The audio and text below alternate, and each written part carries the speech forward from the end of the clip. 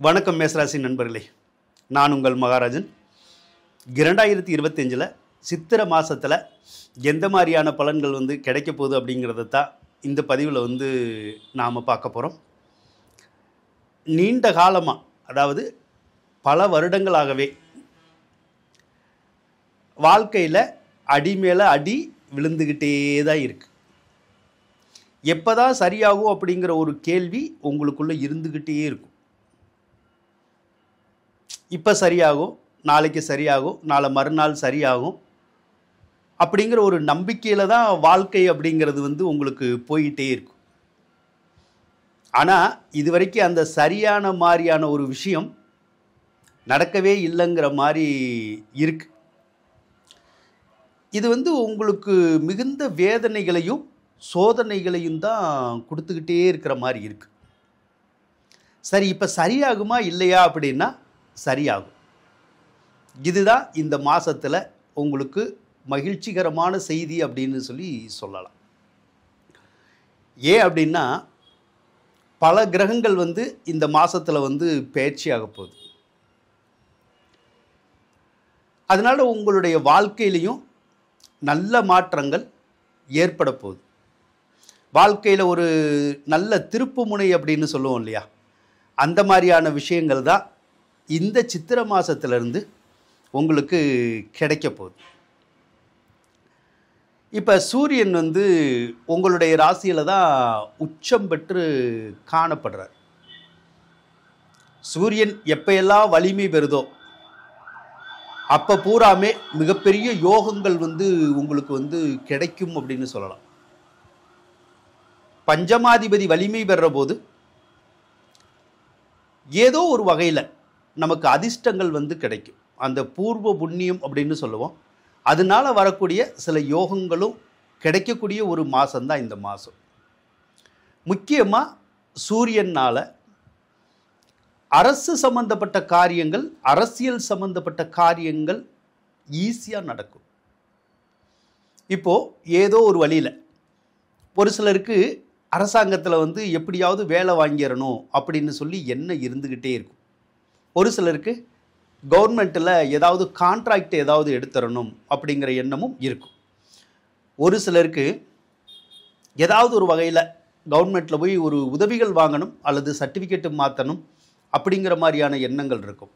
சிலருக்கு அதையும் தாண்டி நாம் மிகப்பெரிய லெவலில் ஒரு எம்எல்ஏ ஆகணும், ஒரு எம்பி ஆகணும், அரசியலுக்கு போகணும், அரசியலில் பட்டம் பதவிகளை பெறணும் அப்படிங்கிற ஒரு எண்ணங்கள் வந்துக்கிட்டே இருக்கும். அதை நீங்கள் முனைப்போடு செய்கிறதுக்குடைய சாத்தியக்கூறுகள் இருக்குது. அதை செஞ்சால் வெற்றி பெறுமா இல்லையா அப்படின்னு கேட்டால் கண்டிப்பாக வெற்றி பெறும். முயற்சி பண்ணுங்க. புத்திர வாக்கியத்தில் இருந்த தடைகள் எல்லாமே விலகக்கூடிய மாதம்தான் இது. நீண்ட காலமாக சிலருக்கு அந்த புத்திர பிராப்தி, குழந்தை பேரு அப்படிங்கிறது கிடைச்சிருந்திருக்காது. குழந்தையோ இரண்டாவது குழந்தையோ அல்லது அடுத்தடுத்த குழந்தைகளோ இந்த சித்திரை மாதத்தில் அந்த குழந்தை பாக்கியத்துக்கான சந்தர்ப்பம் உங்களுக்கு இருக்கும். நீங்கள் ஆணாக இருந்தாலும் சரிதான், பொண்ணாக இருந்தாலும் சரிதான், உங்களுக்கு அந்த புத்திர பிராப்தியை கொடுக்கக்கூடிய ஒரு யோகத்தை அந்த சூரியன் செய்வாருங்க. அதனால் வெற்றி மேல் வெற்றிகள் கிடைச்சி நல்லபடியாக வாழ்கிறதுக்குடைய ஒரு வாய்ப்புகளை அந்த சூரியன் உங்களுக்கு உருவாக்கி தருவார்.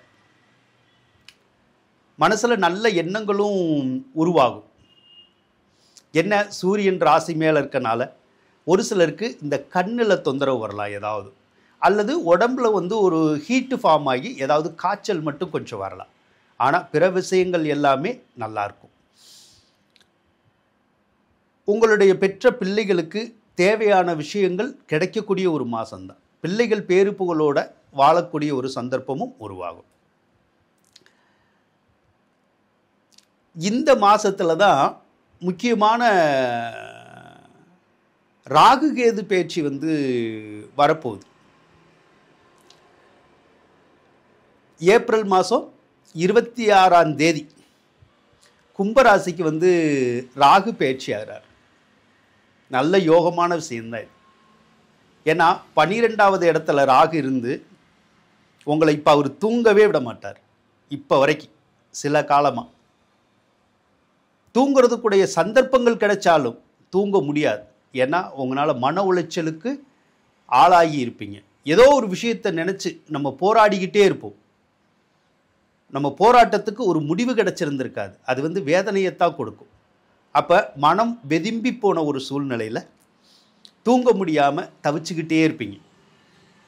இப்போ அந்த பிரச்சனை ராகுனால விலக போகுது. அதே மாதிரி நிறைய செலவினங்கள் இருந்திருக்கும். வரவை காட்டிலும் செலவினங்கள் ரொம்ப ஜாஸ்தியாக போயிருந்திருக்கும்.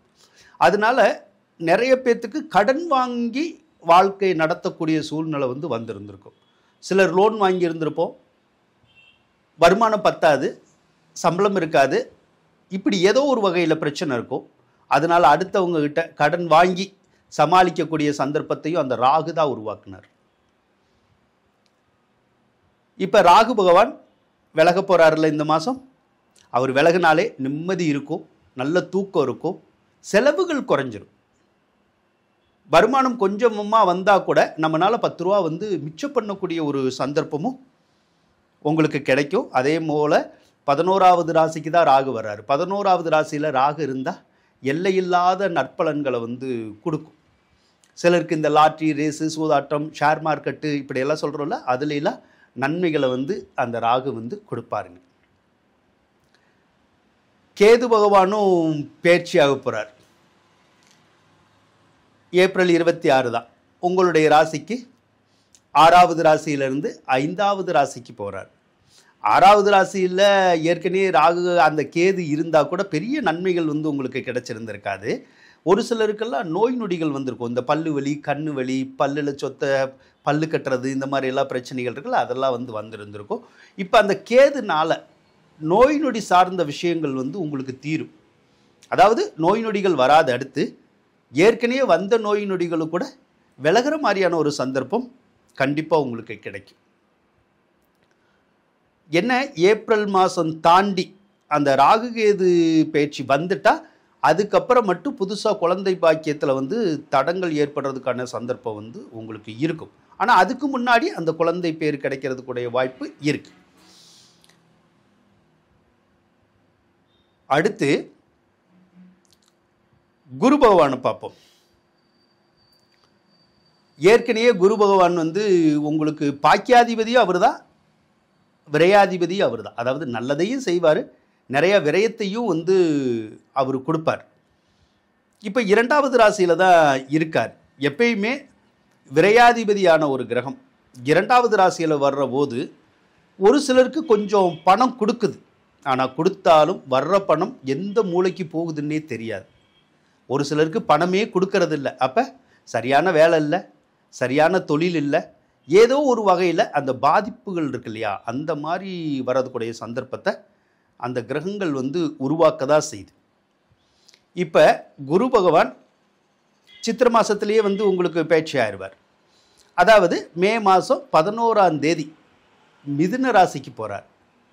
அப்போ மிதுன ராசிக்கு குரு பகவான் போனால் அதுக்கப்புறம் உங்களுக்கு வருமானத்தில் பிரச்சனைன்னு சொல்லி இருக்காது. வேலை இல்லாதவங்களுக்கு வேலை இருக்கும், சம்பளம் வராதவங்களுக்கு சம்பளம் வரும், சம்பாதிக்க முடியாதவங்க கூட சம்பாதிக்கிறதுக்கான சந்தர்ப்பத்தை அந்த குரு உருவாக்கி தருவாருங்க.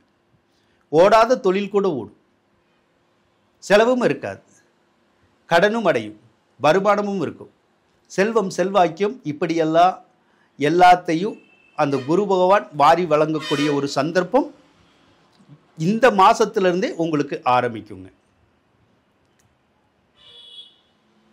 சனி பகவானை எடுத்துக்குவோம். சனி பகவானை பற்றி நீங்கள் பயப்படாதீங்க. திருக்கணிதம்னு சொல்லி ஒரு பஞ்சாங்கம் இருக்குது, வாக்கிய கணிதம்னு ஒரு பஞ்சாங்கம் இருக்குது. திருக்கணித பஞ்சாங்கத்து படி தான் மார்ச் 29 சனி பெயர்ச்சின்னு சொல்லி சொன்னாங்க.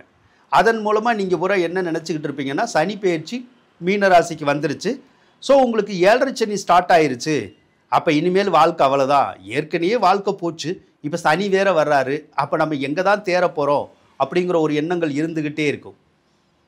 அந்த எண்ணங்கள் தேவையில்லை. வாக்கிய பஞ்சாங்கத்துப்படி இந்த வருடம் சனி பெயர்ச்சியே அல்ல. 2026 மார்ச் மாதம்தான் சனி பெயர்ச்சி வரும். அதனால உங்களுக்கு 7.5 சனி வருதுங்கிற அந்த கவலையை விட்டுருங்க. 7.5 சனி வாக்கிய பஞ்சாங்கத்துப்படி வரல. 11வது இடத்துல தான் சனி பகவான் வந்து இன்னி ஒரு வருடம் இருக்க போறார்.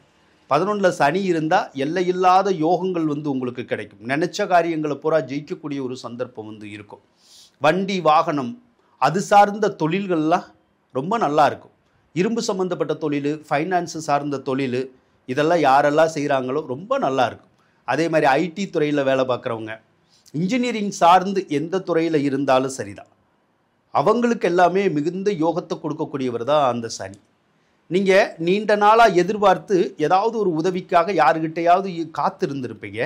அந்த உதவிகள் இது வரைக்கும் கிடச்சிருந்திருக்காது. ஆனால் இனிமேல் உங்களுக்கு யாராவது தேடி வந்து உதவி செய்யக்கூடிய ஒரு சந்தர்ப்பத்தை அந்த சனி கண்டிப்பாக உருவாக்கி தருவாருங்க. ஆனால் அதே நேரத்தில் கொஞ்சம் எச்சரிக்கையாகவும் இருக்கணும் அந்த சனிக்கிட்ட. என்ன எச்சரிக்கை அப்படின்னா, நாம் ஏதாவது தவறான விஷயங்கள் செஞ்சால், தவறுகள் செஞ்சால் அந்த தவறுகளை வந்து வெளிக்காட்டி கொடுத்துரும். அப்போ நம்ம பேர் வந்து கொஞ்சம் டேமேஜ் ஆகிறதுக்கான வாய்ப்பு இருக்கும். அதனால் கவனமாக இருக்கணும். அது சின்ன வயசில் உள்ளவங்களாக இருந்தாலும் சரிதான், பெரிய வயசில் உள்ளவங்களாக இருந்தாலும் சரிதான். இப்போ அந்த கிரகம் பொதுவாகவே இருதார யோகத்தை உருவாக்கக்கூடிய கிரகம். அதாவது இருதார யோகம்னா ஒரு சிலருக்கு ஃபர்ஸ்ட் மேரேஜ் முடிஞ்சிருக்கும், அதில் ஏதாவது ப்ராப்ளம் வந்திருக்கும். ஸோ செகண்ட் மேரேஜுக்காக எதிர்பார்த்துருந்துருப்பாங்க, நடந்திருந்திருக்காது. ஆனால் இப்போ நடக்கும், அந்த யோகம் இருக்குது. அதே மாதிரி ஏற்கனவே பார்த்தீங்கன்னா 2ஆம் தாரமாக திருமணம் பண்ணினாங்கல்ல மேசராசிக்காரவங்க, அடுத்தடுத்த திருமணம் பண்ணியிருந்திருப்பாங்க. அவங்களுக்கு அடுத்தடுத்த வாழ்க்கையில் கூட நிம்மதி இல்லாமல் போயிருந்திருக்கும். எப்போ பாரு சண்டை சச்சரவு மனக்குழப்பம் இருந்திருந்திருக்கும். அந்த குழப்பங்கள் எல்லாம் தீரும். அதே மாதிரி ஒரு சிலருக்கு தகாத உறவு முறைகளை வந்து அந்த கிரகம் ஏற்படுத்தி விடும், ஆணாக இருந்தாலும் பொண்ணாக இருந்தாலும். அதனால் தகாத உறவு சைடு மட்டும் நம்ம போகாமல் இருந்தால் நமக்கு கெட்ட பேர் வர்றதுக்கான வாய்ப்புகள் இல்லாமல் போயிடும். நீங்கள் தான் பார்த்துக்கணும், முயற்சி பண்ணணும். புதனை பொறுத்தளவுக்கு உங்களுடைய ராசிக்கு 12வது ராசியில் தான் இருக்கார்.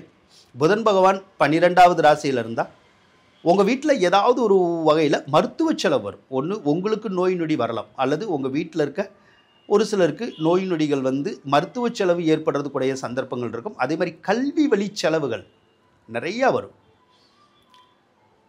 ஏதாவது ஒரு வகையில் பிள்ளைகளுக்கு படிக்கிறதுக்காக உதவி செய்ய வேண்டியது வரும், அல்லது நாம் படிக்கிறதுக்காக கூட மீண்டும் கல்வி வழியில் செலவு செய்கிறதுக்குடைய சந்தர்ப்பம் இருக்குது. மாமன் மைத்துனர்களால் கூட செலவுகள் வர்றதுக்குடைய சந்தர்ப்பமும் இருக்கும். சுக்கிர பகவான் உங்களுக்கு ரொம்ப நல்லா இருக்காருங்க. சுக்கிரன் நல்லா இருக்கிறது மிகப்பெரிய யோகம் பார்த்துக்குங்க. அவர் தான் உங்களுக்கு தனாதிபதி, பணத்தை கொடுக்குறவர் அவர் தான். அவர் நல்லா இருக்கார். இனி 4 மாதத்து வரைக்கும் நல்லா இருப்பார். அவர் நல்லா இருந்தாலே பொருளாதாரத்தில் தட்டுப்பாடு இருந்தாலும் அதை சமாளிக்கக்கூடிய சக்தி அவர் கொடுத்துருவார்.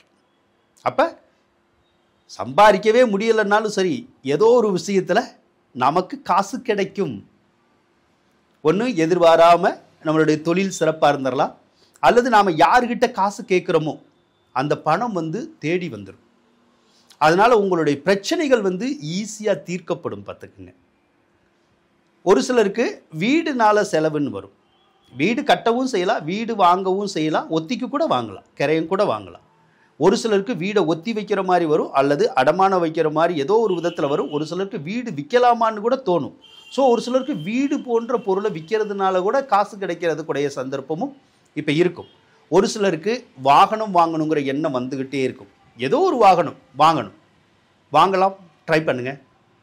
வீட்டுக்கு தேவையான எலக்ட்ரானிக் பொருளெல்லாம் வாங்கணும்னு தோணும், அதுவும் வாங்கிக்கலாம், நல்லா தான் இருக்கும். 7ஆம் அதிபதியான சுக்கிரன் 12ஆம் இடத்துல தான் இருக்காரு. அதனால உங்களுடைய கணவன் அல்லது மனைவி வழி உறவினர்கள் வழியில் ஏதாவது ஒரு சில விரைய செலவுகள் வரலாம். அதோட ஒரு சிலருக்கு மட்டும் அந்த கணவன் மனைவி உறவு இருக்குல்ல, அவங்களுக்குள்ள கொஞ்சம் சண்டை சத்தம் அப்படின்னு சொல்லி வரலாம். பட் மிகப்பெரிய பாதிப்புகள் இருக்கிறதுக்கான சந்தர்ப்பம் இருக்காது. செவ்வாய் பகவான் எடுத்துக்கிட்டால் ரொம்ப நல்லா இருக்காரு பார்த்துக்குங்க. செவ்வாய் பகவான் அஷ்டமாதிபதி தான். அஷ்டமாதிபதி 4வது இடத்துல தான் இருக்கார். அஷ்டமாதிபதி 4வது இடத்துல இருக்கும்போது நமக்கு ஏதாவது சொத்து பிரச்சனை வரலாம், அல்லது எந்த வீட்டில் இருக்கமோ அந்த வீட்டில் இருக்க முடியாமல் வேறு இடம் போகலாமா அப்படிங்கிற மாதிரியான எண்ணம் வரலாம். ஸோ வேறு இடம் மாறணும்னா மாறிக்கலாம். அதே நேரத்தில் சொத்து சம்மந்தப்பட்ட விஷயங்களில் நீங்கள் ஈடுபட்டீங்கன்னா கண்டிப்பாக உங்களுக்கு நல்லது நடக்கும். அதாவது ஏதோ ஒரு நிலம் வாங்கணும், அது தோட்டமாகவும் இருக்கலாம், அல்லது வீடு கட்டுறதுக்குடைய ஒரு நிலமாகவும் இருக்கலாம்.